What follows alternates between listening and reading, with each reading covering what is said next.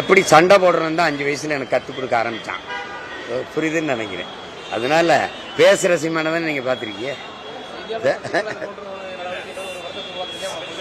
அது நீங்க எனக்கிட்ட வருத்தம் தெரிவிங்க. இனிமே அப்படி நடந்துக்கிற மாட்டோம்.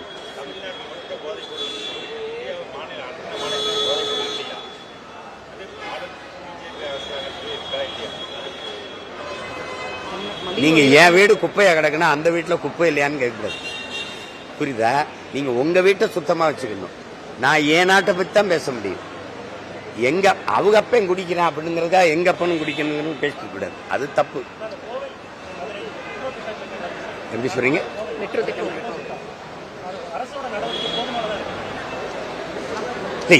என்னோட தனிப்பட்ட எங்களுடையது எனக்கு இந்த திட்டத்தில் உடன்பாடு இல்லை.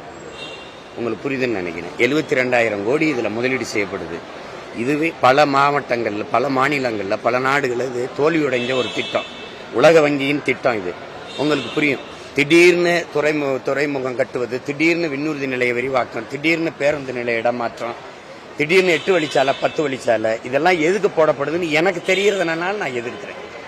எனக்கு வேண்டியது இருக்கிற சாலையை எல்லார் வீட்லயும் வாகனம் இருக்கு, அரசு போக்குவரத்து இருக்கு, தொடர்வண்டி ஏற்கனவே இருக்கு, தானி இருக்கு, உந்துருளி இருக்கு.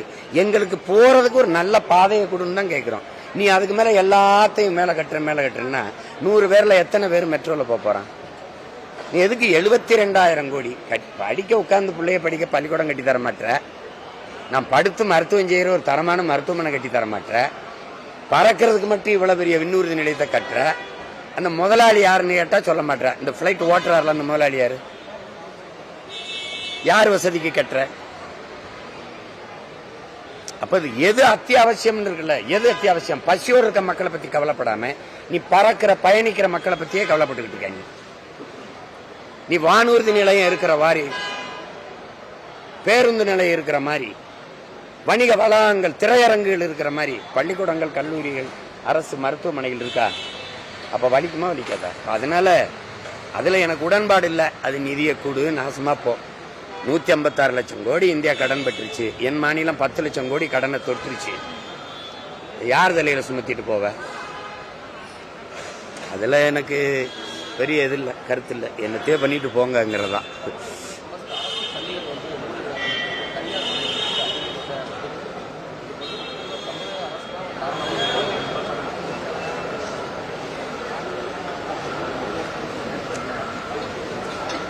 இதுல என்ன வருந்தத்தக்கதா இருக்குன்னா, அன்னைக்கு பல்லாயிரக்கணக்கான பள்ளிக்கூடங்களை திறந்து நம்முடைய தாத்தா காமராஜர் படிக்க வச்சாரு. இப்போ பல்லாயிரக்கணக்கான மதுக்கடைகளை திறந்து நம்மளை குடிக்க வச்சு தனியார் முதலாளிகள் லாபமேற்ற ஒரு தொழிலாக கல்வி மாறிட்டதுனால அரசு பள்ளி கல்லூரிகளின் தரம் உயர்ந்துச்சுன்னா தனியார் முதலாளிகளின் லாபம் குறைஞ்சிடும்.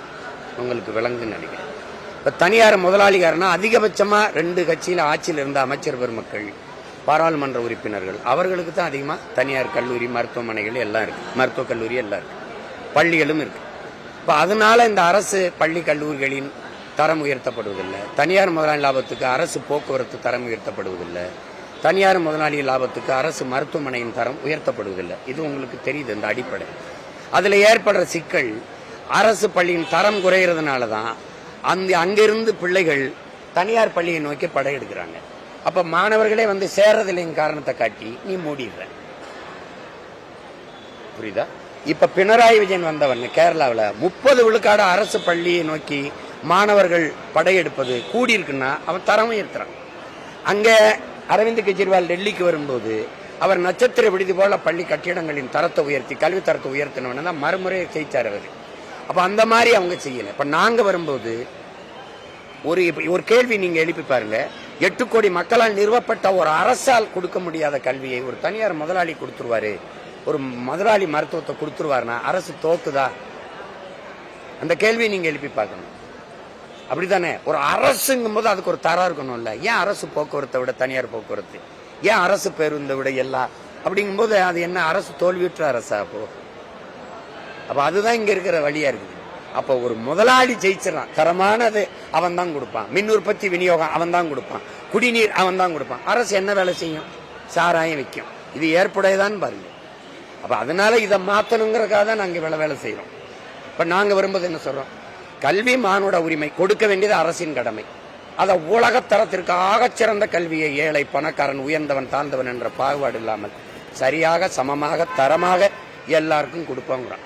நான் வந்த பிறகு ஒரு என் ஆட்சியை கொடுங்க, அரசு பள்ளி கல்லூரிகளுக்கு போற மாணவர்கள் எண்ணிக்கை குறைதா இல்லையா என்பார்.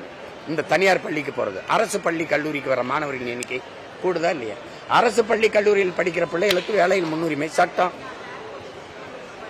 அமைச்சர் பெருமக்களோ பாராளுமன்ற உறுப்பினரோ சட்டமன்ற உறுப்பினரோ மாமன்ற உறுப்பினரோ அரசு அதிகாரிகளோ எல்லாரும் பிள்ளையும் அரசு பள்ளி கல்லூரியில் தான் படிக்கணும். சட்டம் தானா தரவு இருந்துட்டு போகுது. அரசு பள்ளியில் வேலை பார்க்கிற ஆசிரியர் பெருமக்கள், கல்லூரியில் வேலை பார்க்கிற பேராசிரியர் பெருமக்கள் பிள்ளைகள் அந்த கல்லூரி பள்ளியில் படிக்கிறாங்களா? இல்லை. என்ன தரம் இல்லை. அரசை நடத்துகிற அதிகாரிகள், இப்ப என் தம்பி செந்தில் பாலாஜிக்கு உட முடியல, தாத்தார ஓமந்தூர் ராமசாமி ரெட்டியார் பேர்ல இருந்த அவர் பேர்ல இருந்த அரசு மருத்துவமனை படுத்தார். 2 நாள்ல காவிரிக்கு ஏந்துக்கிட்டு போனீங்க. என்ன தரம் இல்லை. நீங்க நடத்துற மருத்துவமனையிலே உங்களுக்கு நம்பிக்கை இல்லைன்னா நான் எப்படி போய் நம்பி படுக்கிறது? ஐயா கலைஞருக்கு முடியலன்னா, கருணாநிதி ஐயாவுக்கு முடியலன்னா காவேரி அல்லது எம்ஜி ராமச்சந்திரா, ஐயா எம்ஜிஆருக்கு முடியலன்னா ராமச்சந்திரா அப்பலோ, அம்மா ஜெயலலிதாவுக்கு முடியலன்னா ராமச்சந்திரா அப்பலோ. நான் அரசுக்கு இதுல போய் படுக்கணும். ஏன்? தரம் இல்லை. நான் செத்தா என்ன? புரியுதா உங்களுக்கு? அதனால அந்த நிலையை மாத்தணுங்கிறோம். அதுதான் மாறுதல்ங்கிறோம். 26 தேர்தல் எப்பவும் போல நடக்கும். 2 கட்சியும் போட்டி போட்டு அறிவிக்கும் சலுகையில. அது வாக்குக்கு காசை கொடுக்கும். என்கிட்ட என்ன இருக்குன்னு நினைக்கிறீங்க முன்னெடுக்கிறதுக்கு? நாங்கள் ஆட்சிக்கு வந்தால் இந்த நாடு எப்படி இருக்கும்னு சொல்லலாம். நான் சொன்னது புரியல, நான் காட்டுவேன். இந்த மாதிரி இந்த எல்இடி பாரு, என் ஆட்சியில இவர் கேட்கிறாருல பள்ளிக்கூடம் எப்படி இருப்பாரு, இந்த மாதிரி கல்லூரி எப்படி இருப்பாரு, போக்குவரத்து எப்படி நடத்துறேன் பாரு, பாரு வேலை வாய்ப்பு எப்படி பெருக்கிறேன் பாரு, பசி இல்லாத என் நாட்டை எப்படி உருவாக்குறேன், குழந்தைகள் நலன் எப்படி, பெண்கள் பாதுகாப்பு எப்படி,